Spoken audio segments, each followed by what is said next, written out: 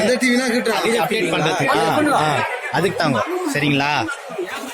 Hi, என் பேர் விஜய். நான் வந்து டிராவல் பண்றேன். எனக்கு 7 வருஷமா டிராவல் எக்ஸ்பீரியன்ஸ் இருக்கு. ஆனா நம்ம கேஜிஎஃப் ட்ரெயின் தான் சத்தியமா சொல்றேன், நான் நினைச்சே பார்க்க முடியல. எல்லா டைம்லும் லேட்டா போய் நம்ம சாகணுமா? வேலைக்கு ரைட் டைம்ல என்ட்ரு பண்ண முடியாதா? ஆனா என்னைக்குனாக்கா இவ்வளவு பெரிய கேஜிஎஃப்ல இடம், இவ்வளவு பெரிய ஸ்டேஷன் இருக்கு, ஏன் இன்னும் டபுள் ட்ராக் போடல? ஏன் எக்ஸ்ட்ரா இன்ஜின் இல்ல பகார்பேட்ல? இவ்வளவு நேரம் நாங்க வெயிட் பண்ணி காத்திருந்து நாங்க இவ்வளவு நேரம் எடுத்த வேலை மேல நல்ல பேர் எல்லாம் கெட்டுப்படும் சீக்கிரமா.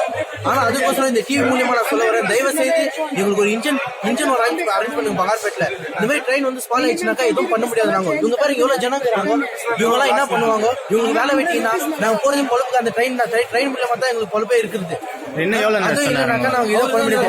அவரு என்ன ப்ராப்ளம் இருக்கு, 1 ஹவர்ல ரெடி பண்ணிக்கிறேன், ஆல்ரெடி இன்ஃபார்ம் பண்ணிக்கிறேன், வருவாங்க. எவ்வளவு நேரம் ஆகும் தெரியாதுங்க, எவ்வளவு நேரம் ஆகும் தெரியாது. அவர் அனௌன்ஸ் பண்றாரு நேரம் ஆகுது.